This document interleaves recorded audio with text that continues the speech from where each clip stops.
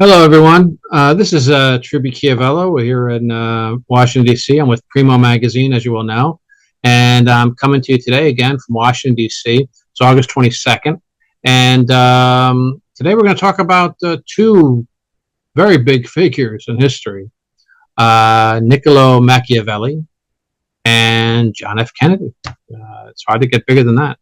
And this episode, we're going to look at what Machiavelli would have thought of if he were alive, what he would think of the presidency of John F. Kennedy, and more pointedly, how would he view the assassination of the president? As you well know, tragically, President Kennedy was killed on November 22nd. Terrible act. You can see the film footage nowadays. It's a brutal, awful murder of the president. He was there in Dallas with his wife.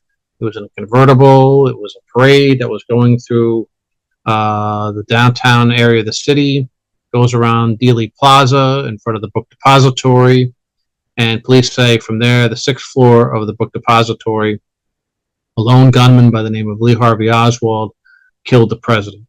He shot the president with an Italian-made rifle, the Carcano rifle, that he bought from a directory. He put a scope on it, and that's how he killed the president. Well, I've been to the book depository building. There's a museum there. It was back in the 1990s. You could actually go to the place where they said Lee Harvey Oswald shot the president. And what I saw there was, it didn't look to me like it was impossible to do what he did, what he's accused of doing. The rifle could shoot up to about 1,000 feet, and the president, when he came under with the car in front of the book depository building, it's about 265 feet away from where the assassin would be. And if you're proficient enough, and Oswald was trained in the Marine Corps, so he was definitely had some great training there in weaponry. It's possible it could have happened. But they arrested Oswald for the murder. And he claimed from the beginning that he was a patsy. He didn't kill the president. And 2 days later, they're going to transfer him out of the city jail to a larger facility, and he's killed. Jack Ruby, the owner of a strip club in Dallas, right there in the police department, killed Lee Harvey Oswald. It was live on television. And so we never had closure. We never had the ability, the chance at least, to see the evidence in a courtroom proceeding. We never had a chance for Oswald to have defense, cross-examine witnesses, challenge the evidence, and then have a jury deliberate and come to their conclusion. And so because we didn't have that, since that time, people have come up with their own conclusions based upon incredible research. And there's just two groups now. You have those who believe that the police got it right, that Lee Harvey Oswald was the man who killed the president. And there are those, an increasing number, in fact, that say it was a conspiracy, that people inside the government, inside the White House, killed the president. They conspired to kill him. They implicate the conspiracy theorists. They implicate the likes of Lyndon Baines Johnson, who was the vice president at the time. And then after Kennedy gets killed, he becomes the president. Members, not everyone, but just members within the secret organizations that we have, the CIA, the Secret Service, members of the Dallas Police Department, people high up in the military, or those who are affiliated with the military, other politicians as well. So it was a sizable group of people that conspired together to kill the president, according to the conspiracy theorists. You can see all this, the idea of the conspiracy, come through with the movie JFK, which, as you may know, was done by Oliver Stone back in the early 90s. But there are many books. And when it comes to the topic of podcasters all over YouTube, I would say the JFK assassination has got to be the top 5 or so. A lot of people cover it, and there's always interviews with people that have written books about JFK, their beliefs this was a conspiracy, and all kinds of evidence they bring up, circumstantial evidence, but still quite amazing connections that Oswald might have had with the CIA. They bring those connections forward, other connections of people, and it just becomes very, you begin to doubt the narrative, which was put together by the Warren Commission. This was a group that was convened by Lyndon Baines Johnson when he became president, and it was a group of men. They were going to be managed by the Chief Justice of the Supreme Court at the time, Chief Justice Earl Warren. They were going to look at all the evidence. They were going to compile it. They were going to question all the witnesses and the people involved. And they put it together in a large book called the Warren Report. And if you read that book, you can get their view that this was a lone gunman that killed Kennedy. They say that they came to the final conclusion that it was Lee Harvey Oswald. What can you say about it? It's got to be one of the, if not the greatest tragic event in our history, at least right up there. Kennedy he was young, he was handsome, he was the youngest person that was ever elected president, not the youngest person who ever served as president. That was Theodore Roosevelt. But the youngest person who was ever elected, beautiful wife, adorable kids, a war hero, and he's killed in such a brutal fashion. Not even 3 years into his presidency.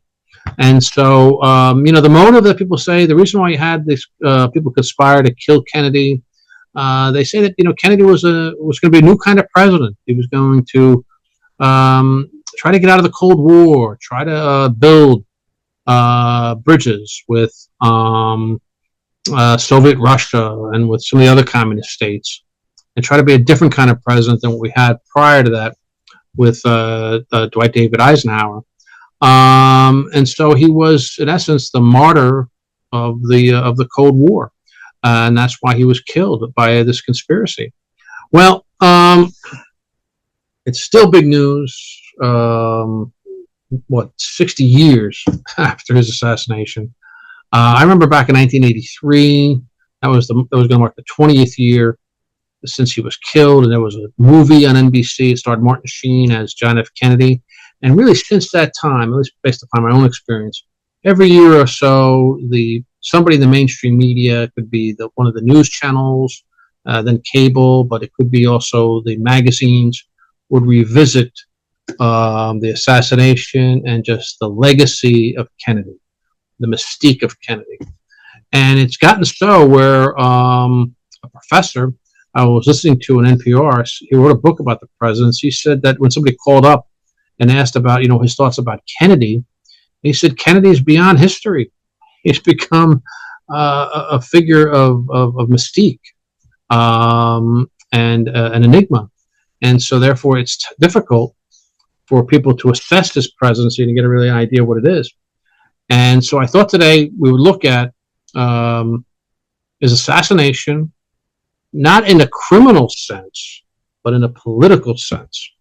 And the reason why I want to do that is because, he's still was a big news. Back in January, one of the first things President Trump did was release the remaining documents that were in archive for the Kennedy assassination. I think it was like 80,000 pages worth of material.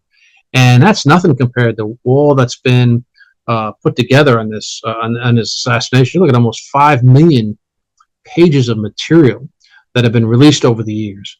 And so this is the last group. This is the last bunch. And, he tried to do that. President Trump tried to do it in his first term as president, but he was told he shouldn't. He was advised not to by those in the CIA. And now he just said, forget it. I'm going to release it all out there and let people judge for themselves. I don't know if they've come up with any smoking gun or anything, any significant in review of the material. There was a committee hearing in Congress, and Oliver Stone, who made the film JFK, was there. People have written books about the JFK assassination based on the idea that it was a conspiracy, were there. So again, we haven't had closure. We didn't have the ability to hear a jury and to get a legal judgment about what was happening. We were denied that. And it remains bizarre. Oswald's killing by Jack Ruby. This guy owned a strip joint. And the Warren Commission said that the reason why he killed Oswald was because he was stricken by grief, and this turned to rage. And that's why he killed Oswald right there in the police station. It's bizarre. When you read the commission, when you read the Warren report, like I have, they go over what Ruby did. They look at what he did when Kennedy was killed, up until the time Oswald was killed. I didn't get the sense that this guy was overcome with grief. He's driving all around Dallas. He's buying lunch for people. He's talking to his sister a bunch of times. He's trying to keep his business running during this difficult period. So I didn't really get that this man was in the corner crying and overstricken by everything. So it remains a bizarre situation. This, I think, just led to people doubting the mainstream narrative. Well, I thought, since we're looking at it this way, it's a criminal act, but it's also a political act, because Kennedy was the top politician of the country. He was the president of the United States. He was elected by the people. So in order to do that, we need to look at the person who started political science, the person who started it all, to look at politics in an objective fashion, and that would be Niccolò Machiavelli. And it would be this book, The Prince. The Prince is not a long book, as you can see. It's pretty short. It's about 100 pages. And this one was translated. He wrote it in his native vernacular, the Florentine dialect. And so it's been translated over the years. This one was translated by Ninian Hill Thompson. It's one of many people who've read his work and translated for the English language. This used to be required reading if you were, like I was, a major in political science in college. But over the years, they haven't, he's been falling out of favor. Most political scientists today don't have their students, unfortunately, I think, read The Prince. And the reason for that is because it's not an ideological work. It's not, he doesn't talk about communism or fascism or any of the things that came much later after he died. He just talks about politics as power and power as politics. So that's what it's all about. Who gets to make the decisions for the people? And it's a rather crude method, as he relays in this book. And people have misjudged the book to claim that it's a guidebook of tyrants. It's not. It's just the way how things work. And if you want to be a leader of your country, where the stakes are very high, you have to understand all the people you're dealing with around you, even those who are your friends and those who are your arch rivals. You have to understand what they're up to and what they're capable of doing in order for you to properly lead the country. Politics is everywhere, folks. It's not just in the government. It's in your office politics, right? It's famous. In your factory. It's in your church. And it's in your family. The stakes are not as high as they are what Machiavelli is talking about government, but nevertheless, you need to know, you need to understand just the nature of people and how they work around power and what they're capable of doing. And so this is really what the book is about. Machiavelli was a person who believed in democracy. He wanted a republic. He wanted to keep the republic. He wrote a book called The Discourses on Livy after he wrote The Prince. And that was, Livy was this historian from ancient Rome. He wrote about the period of time when Rome was a republic. And Machiavelli, relays this information to the reader, but with his own comments about how he feels about the powers that work there in front and behind the scenes. He still harks back to what he writes in The Prince. He wrote plays. He wrote a history of Florence. He wrote a book called The Art of War, which is not to be confused with the book of the same title by Sun Tzu, the Chinese general, 2,000, maybe 3,000 years before Machiavelli was even alive. He wrote about the nature of the military. Niccolò Machiavelli was born on May the 3rd, I think. Let me just check my notes real quick. On May the 3rd, right, 1469 in Florence. And he died on June 21st, 1522. His father, Bernardo, was one of the top attorneys in Florence at the time, but he ran afoul against the Medici family, and they hit him with a tax bill, and he had a difficult time paying the tax. So as long as he didn't pay the tax, he couldn't practice law.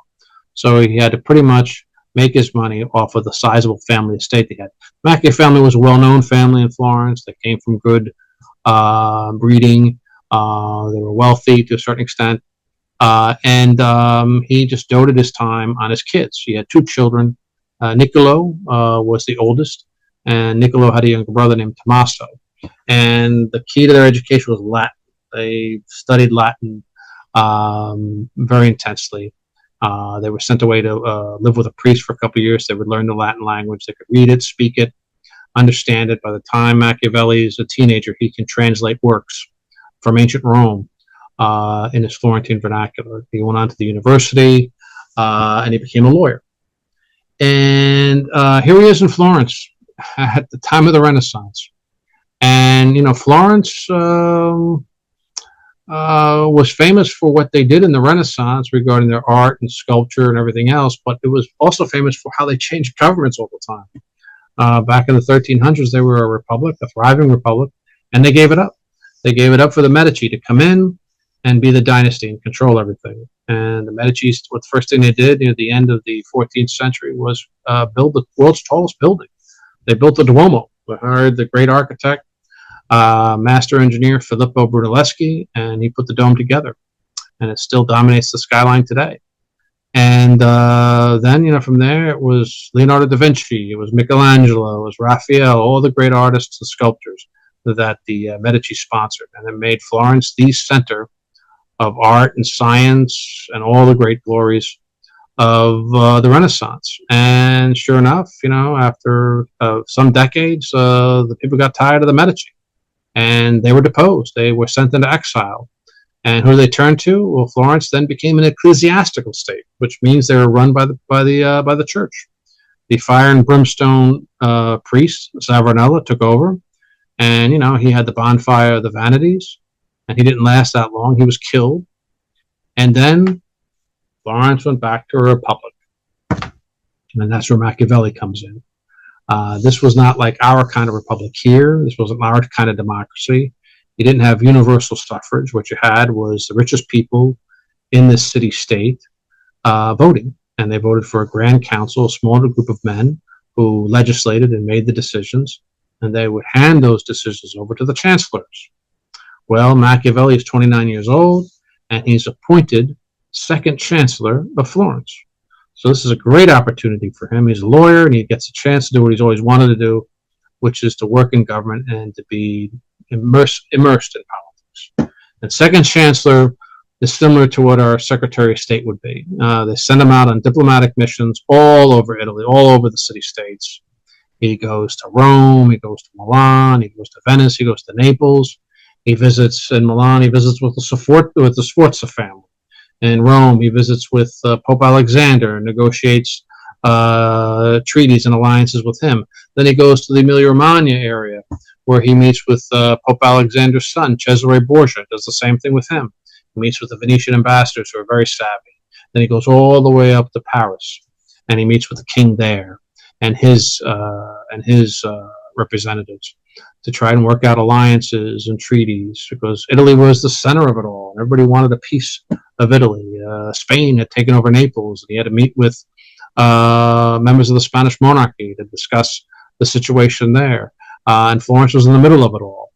And, he's doing this work. He's just knee-deep, and he's immersed in politics. And he realizes that everything that he's been taught up to that point, everything that he learned about ancient Rome, about law, about the legal theories, everything, doesn't apply. Doesn't apply at all. In the halls of politics, it's crude. It's raw power.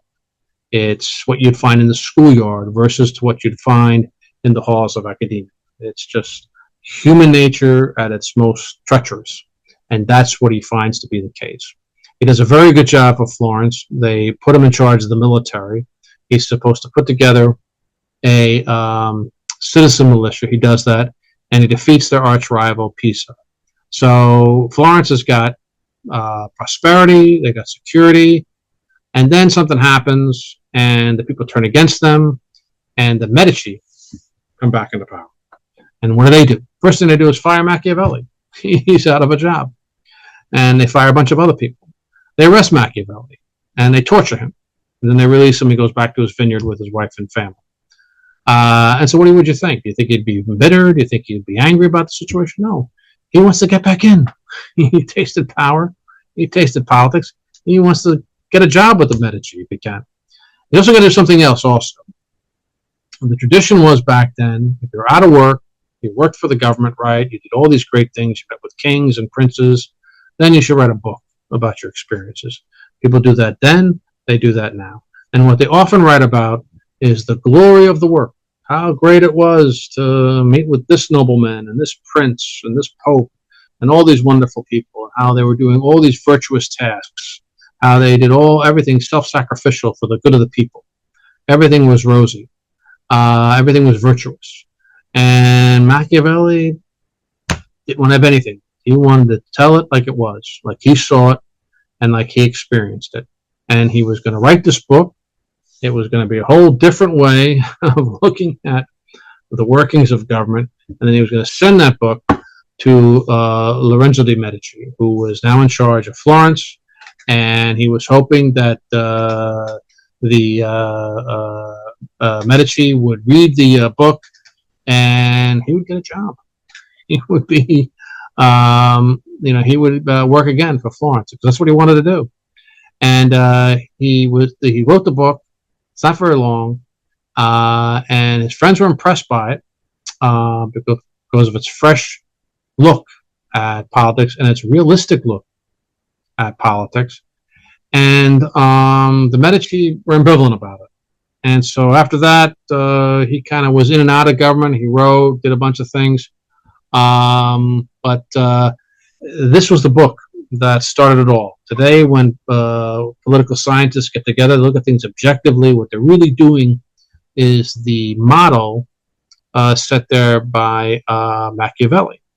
And what's interesting about The Prince is that although it was written more than 500 years ago, right? Almost everything he writes is applicable to today. It's cynical, it's dark, sometimes it's even cruel, but it is applicable. And when you read it, you have a better understanding about what goes on around you and about how he sees it. It's also a hopeful book, believe it or not, because he's looking at preserving the republic. If you have a good thing, if you have a good government, and it's working for the people, don't change it. Keep it. And you need the right kind of people who can do that. And it might not be you or me or the nice guy next door. It's a lot often is a very tough guy, a hard guy who will have to do it. And so this is what he wrote. To summarize the book as best as I can, for you to have the right kind of leader for your country, for your city-state, to have the prince, the president, whoever it is, they got to get the people to do three things. This is what Machiavelli did. You got to get the people to fear you, respect you, and love you. Now, when I say love, it's more like I would think is probably a better word for it. But they don't hate you enough to kick you out. And this is what you have to do. And so you ask yourself, well, gee, how can you get the people to fear me, respect me, and love me? Well, you do that by being strong. You have to you give the appearance of strength, and you have to give the substance of strength. So, how do you do that? How do you become strong if you're the prince, if you're the president, wherever you are, and you want the people to fear you, respect you, and love you? What do? Well, Machiavelli has an answer for that. What you have to do is you have to fight and win wars. The prince of your country, the leader of your country, the guy who's going to give the orders, he's got to show his muscle, he's got to show his mettle, to show his strength, to get people to fear him, to respect him, and to admire him. He's got to fight wars, and he's got to win them. This is what he says. And that might be a shock to us today because of the anti-war movements that are there, and we tend to have more of a pacifist assessment a lot of times in diplomacy. But if you think about it, and you look back, at least I can look back in my lifetime, I can see that almost every president that I've known have tried to use the military for some sort of overseas adventure. The reason why they're doing that, there's a legitimate security claim, perhaps, that's there. There might be a threat to our interests, but it's also politically valuable for them to fight a war, to fight a small war, battle, whatever it is, and win it. This is what it's all about. Machiavelli said that politics is tied at the hip to the military. They're both almost one and the same. And it's ironic, but Sun Tzu, who wrote The Art of War, going back 2,000, 3,000 years, whatever it was, before Machiavelli, he said the same thing from the opposite direction. He was writing about the military, and he said the military is tied to politics. You can't have one without the other. Your success as a politician depends on how good of a general you have. Go back and look at Lincoln, for instance, during the Civil War. He fired all of his generals until he found Ulysses S. Grant. It was then that he began to get victories, and then he went on to become reelected and still become the president. That's what you have to do. Machiavelli said that whoever the prince is going to be, he's got to know the affairs of the military better than his generals. He's got to know tactics and strategy. He suggests that the princes take up hunting, because by doing that, they would get to know the weapons, they would get to know the terrains. If you visit somebody, say you want to go on a hunting expedition, so you can check out the fields, the valleys. If you're ever going to have to fight this guy, you're going to know where to put your troops in. That's how important it is. It's very, very important that you figure out how to win a war so that you can stay in power. If you win the war, people will see you as strong, and these are people within your government, within your enclave. These are the people who are your supporters. When they support you, they want to support a winner. You show them that you're a winner, then they fear you, then they respect you, and then you can stay in power. And that's the name of the game Machiavelli saw. It was not so much how you attain power, but how you retain it, how you stay there. That's what you have to do. It does you no good. It does the people no good. The supporters no good if you're out of power. If you were a fan of Joe Biden, did you like it when he dropped out? No. If you like Carter, Jimmy Carter, did you like it when he lost re-election? No. If you like George H.W. Bush, did you like it when he lost re-election? No.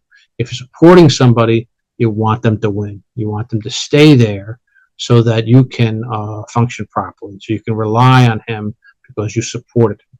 And that's what the name of the game is.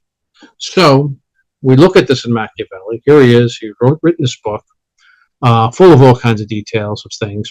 And how would he look at our politics today? If we could bring him back alive and tell him about the United States and explain to him everything, no doubt in my mind he'd be very impressed with the United States. He'd be very, very impressed with our government.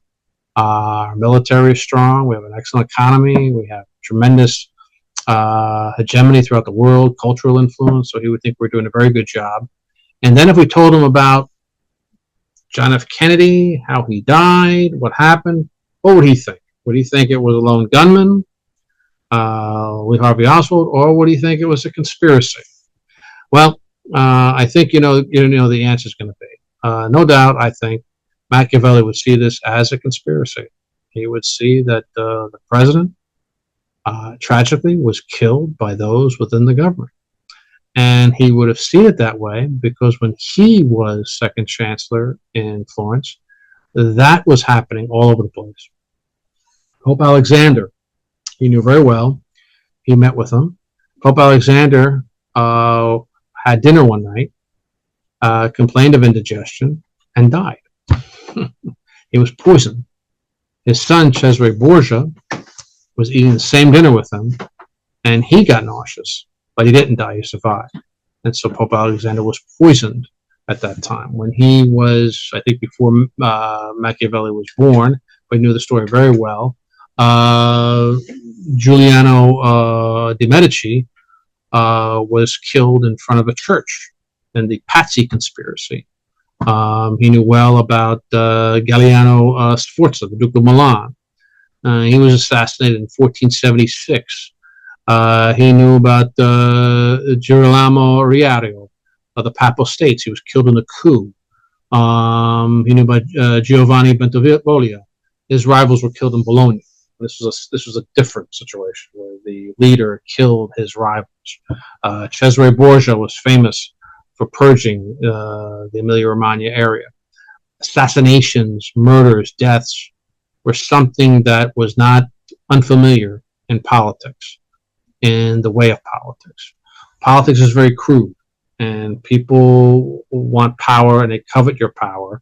And if you're not strong, if you're weak, or they see you as weak, that's when they move against you.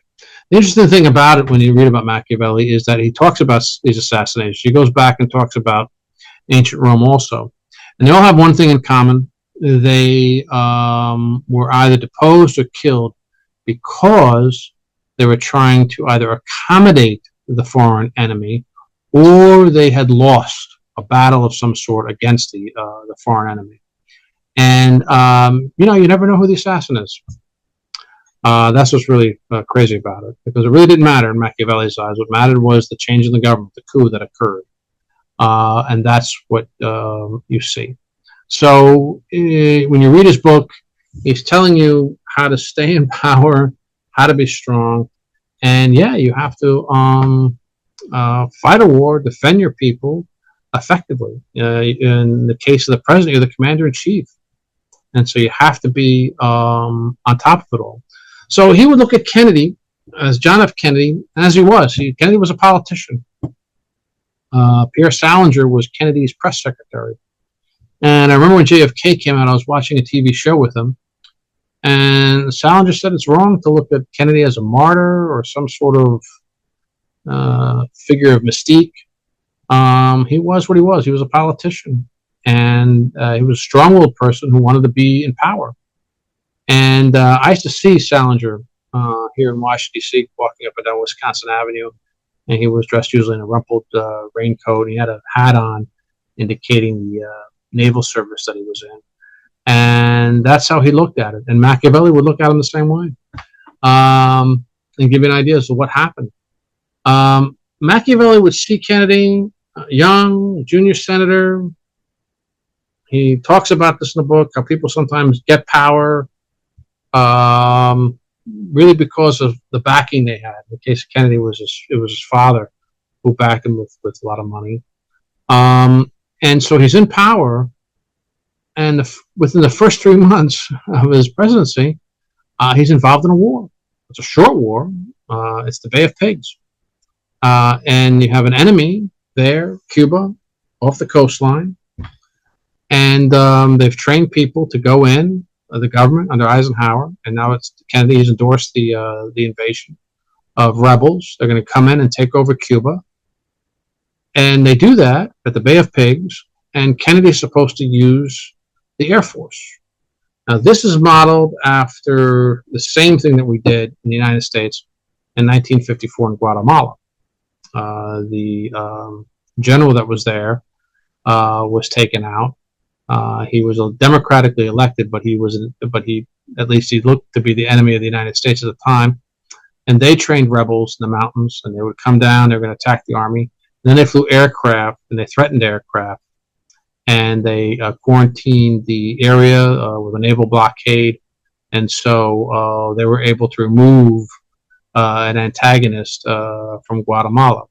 Well, they wanted to do the same thing in Cuba. Fidel Castro, they wanted to take him out. But when the time came for Kennedy to order aircraft to assault the beaches in Cuba, he denied the request. He did not give the order. And so the aircraft didn't occur. They didn't fly over Cuba. And the people that we trained were captured by Castro, and the battle was a loss. We lost the Bay of Pigs. And, he had a press conference about it. He took responsibility for it, whatever it is. But right then and there, I think, Machiavelli would say that this person's in trouble. He's in trouble because he lost a war. It's very, very tricky. We don't look at it that way. We don't like to look at things that way. But that's the way how he would see it. And, Kennedy from there, he meets with Nikita Khrushchev. Again, he's very young. He's 43, 44 years old. And Khrushchev is this hard-lining communist leader of Soviet Union. And apparently in the summit in Vienna, he bullied him. That's what they said. And then some months after that, you had Berlin divided. Khrushchev decides to build a wall, and Kennedy didn't do anything about it. And this also raised alarms. And then you had most famously the Cuban Missile Crisis, and the missiles were there, warheads. Russia placed them in Cuba. Castro agreed to this, thinking that if Russia had their missiles there, we would invade them. And the military, the Air Force, when it was discovered that we had missiles there, and Kennedy went on to make a speech. What the Joint Chiefs of Staff wanted, what the military wanted him to do, was to bomb the missile locations and invade the island and kill Castro. That's what they wanted to do. And Kennedy wouldn't do that. He used diplomacy. He used his brother as an emissary with the ambassador. And the Russians retreated. But we found out later that 20 years later after this, that he withdrew our missiles from Turkey and from Apulia in Italy. So it wasn't a victory for us. It kind of was almost like a loss. So this is the situation you have going on. People say that Kennedy wanted to get us out of Vietnam, and so because he wanted to get us out of Vietnam, it might be another reason why there might have been a conspiracy to kill him. But when you look at it, he had 17,000. He called them advisors, but it really was more like 2 or 3 brigades of soldiers that were there. And he didn't want South Vietnam to fall, so this is why he had the troops there, the advisors they call. And there was talk that he was going to withdraw them. There was a memo listed to that effect. But as you break it down, you realize that he was only going to withdraw the troops if South Vietnam could defend themselves. So I don't know how committed he was to that.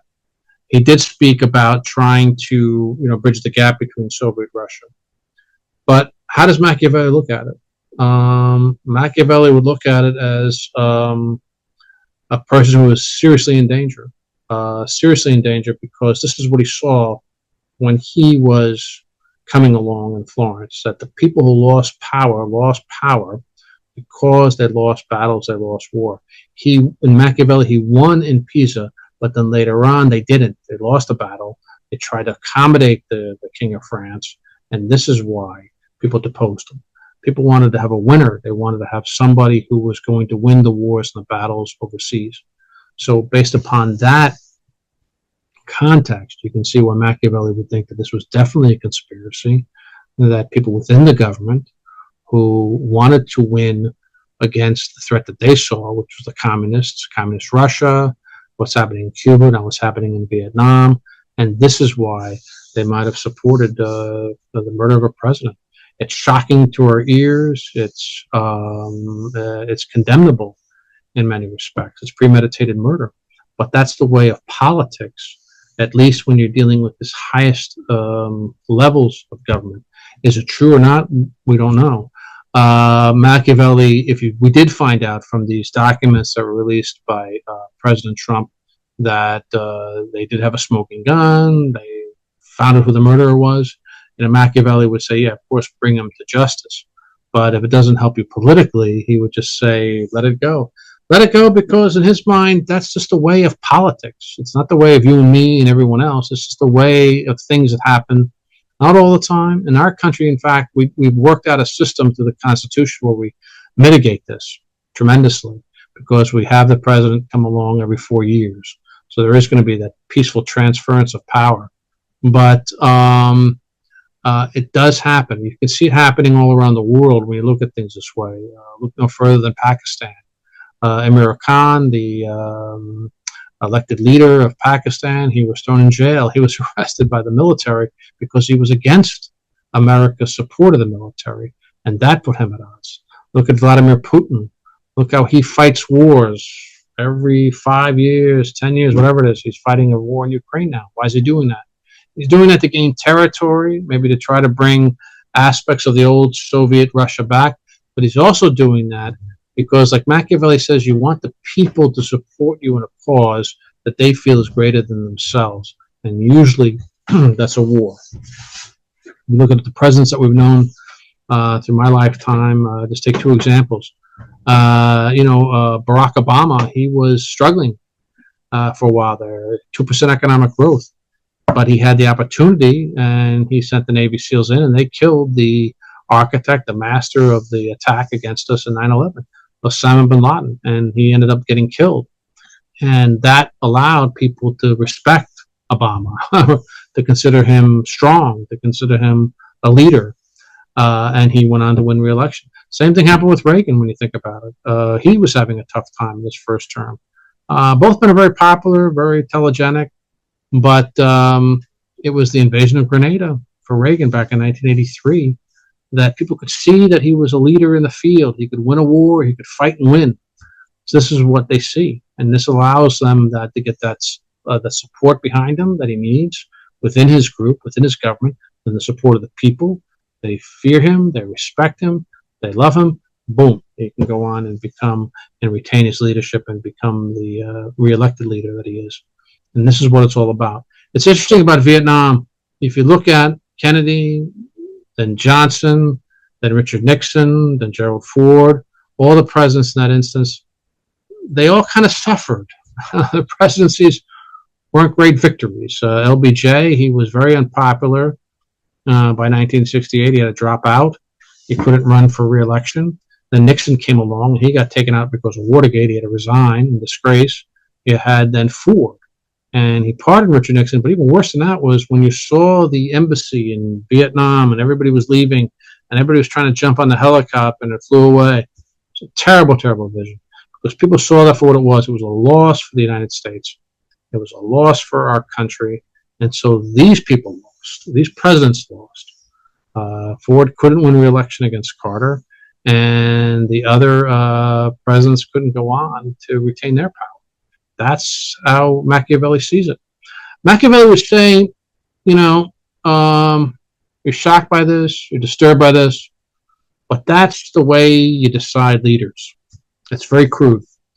But you have to look at leaderships come and go. What's most important, as he wrote in the Discourses on Livy, was what's most important is the retention of the republic, retention of our government. That works very well.